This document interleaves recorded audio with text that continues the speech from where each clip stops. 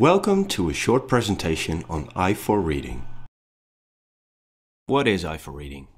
Eye.for.reading is a quick screening method for assessing reading ability.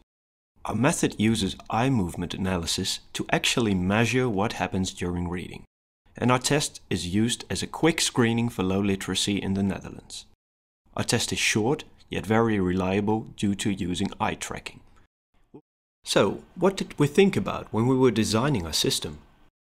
One could make a huge list of aspects to reading that either theoretically or in practice could play an important role. And how can we filter what reading ability really is from all this? So we started off by creating some order in this chaos. We came up with three main aspects to measure, and those are technique, comprehension and strategy. With technique, we mean identifying symbols as words and also activating word sounds and meanings. So if we see eye, we must think of an eye. The next aspect is comprehension. When reading a text, we must integrate the meanings of sentences with knowledge we may already have. The picture in our head of the situation becomes more complex and more subtle. The third aspect has to do with achieving a specific goal with our reading. Sometimes we do not have the time to read all information. For example, only read the articles in the paper that we find interesting. Or, if we search the internet, we quickly look for relevant words to achieve our goal. Now, let's skip to why we think measuring how our eyes behave during reading can help us say something about the technique of our reading. First, we talk a bit about our visual system. What if I told you that this is about as sharp as we can see with the biggest part of our eyes? In fact, a smart interplay between our brains and our eyes help us see so well. Each eye has only a small part on the retina that has enough resolution to see as sharply as we think we do. Observe. You should be able to see a pattern here. The quick jumps you can see are called saccades, and the moments in which the eye stands still are called fixations. We move our eyes like this all the time. In fact, we get the sensation like seeing the world as a unified and sharp whole because of this collaboration between eyes and brain. Let me give you an example of how the eyes behave. Let us find this man in a crowd and then see how the eyes behave. The central part of the eye in this example is made lighter and the surroundings are a bit darker. In reality, we simply see a lot less sharp towards the periphery. You can see the eye make its saccades and fixations. Only when fixating close enough, the target can truly be identified. During visual tasks, the position of our eyes can tell us something about our attention. We can use eye tracking to investigate some attentional processes. So, we can also do this in reading. Now, observe this short movie of how a person has read this text. We now plot all fixations as little circles related to the time spent at different locations in the text. As you can see, a clear pattern emerges. From top to bottom and from left to right, fixations are made all over the text. What else can we do with this? Let us compare two readers. We show you data of two 10-year-old subjects, scoring equally well on comprehension, but showing quite different behavior of their eyes. It is important to note that these examples have been deliberately chosen to be so different. The subject on the left-hand side was top reader of the class, whereas the other on the right-hand side has dyslexia, a well-known developmental disorder related to problems with automatic word decoding. The difference in reading speed is dramatic here, almost a factor 7. As said before, the differences aren't always this large. This is just to make you aware that we gather a lot of useful data in one trial. But as you can see watching this movie, by measuring eye movements during reading, we have the possibility to combine data for time, position and word information. And we can also inspect what happens during reading and compare differences on many aspects. The best thing about our measurement is that while collecting all this eye movement data, we can also log responses to the answers to questions that follow each text. so we can score both comprehension and technique in a rather short time. So please look at the movie of our readers just a bit longer or skip ahead. In a minute, we will take a closer look at the differences between a skilled and a problematic reader from an eye tracking perspective.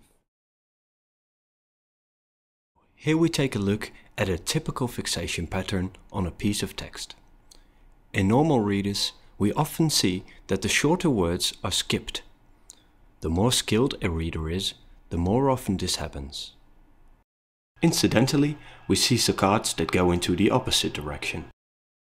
Sometimes they are large and between words, and sometimes they stay within the boundaries of a single word.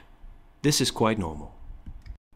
So, the pattern of a beginning or problematic reader looks a bit more like this. Shorter words are hardly ever skipped, and there are many more fixations within the word boundaries. Also, the average fixation times tend to be somewhat longer.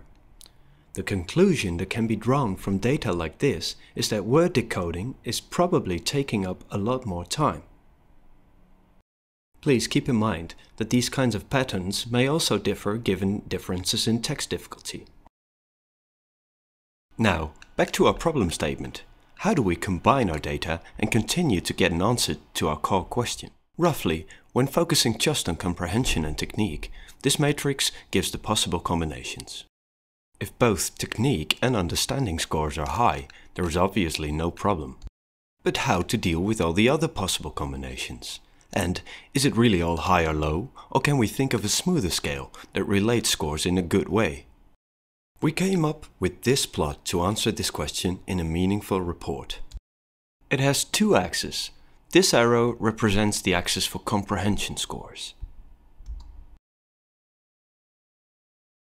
This other arrow represents the axis for technique.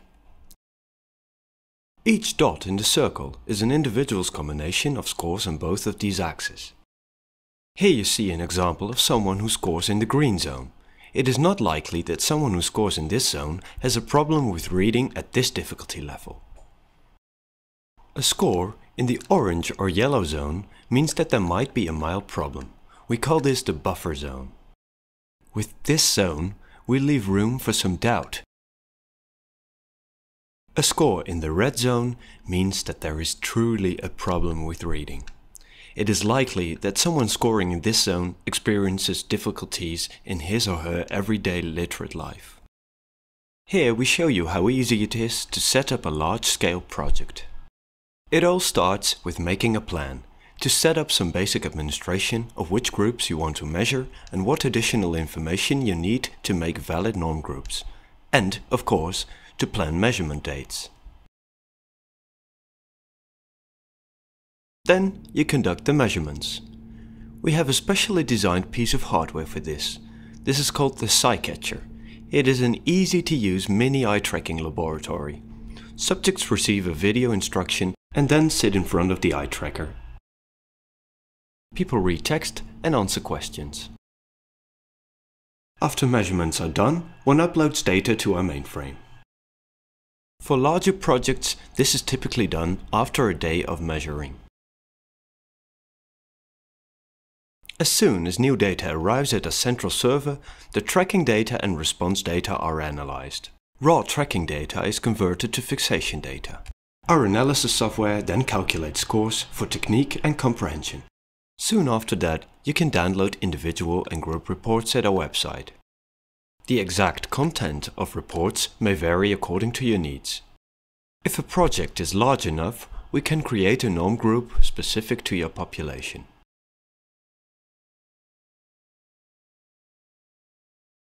One thing we haven't talked about is how to validate eye.for.reading for the English market. With a big enough project, we can do this in no time, simply by following the flow that we just saw earlier.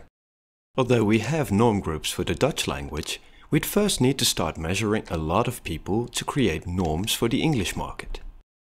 Another question then would be how to create the texts and questions, the so-called items. We only need native speaking item writers with experience in education or educational measurement.